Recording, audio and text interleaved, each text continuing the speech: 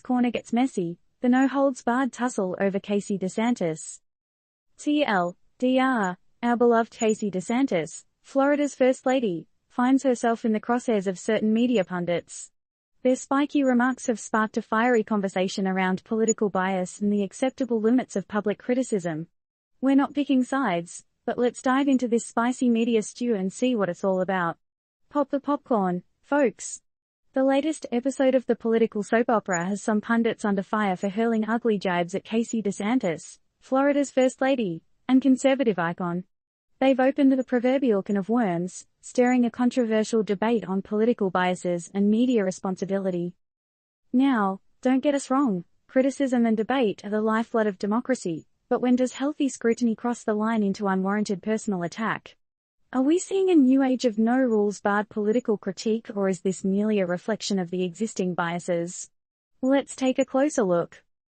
DeSantis, a key figure in Florida's political landscape, found herself on the receiving end of some harsh barbs from certain pundits, sparking outrage among her supporters and raising questions about the nature of public criticism.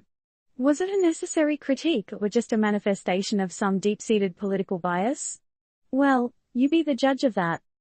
Critics have claimed that the underlying motive behind the attacks is DeSantis' conservative affiliation.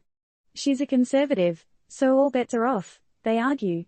But doesn't that sound a little off to you? Should our political opinions open us up to no-holds-barred criticism?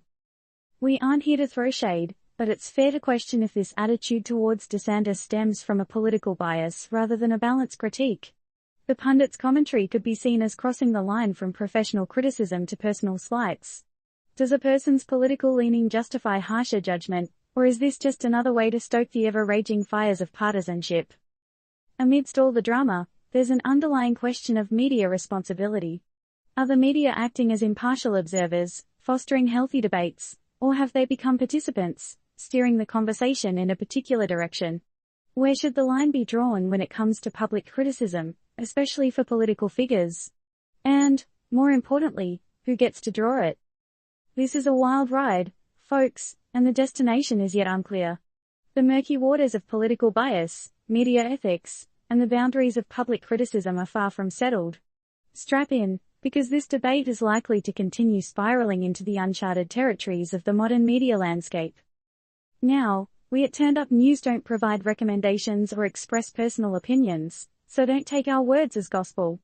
But we do want you to think about the issues at hand. Do you think there's a bias in how political figures are criticized based on their affiliations?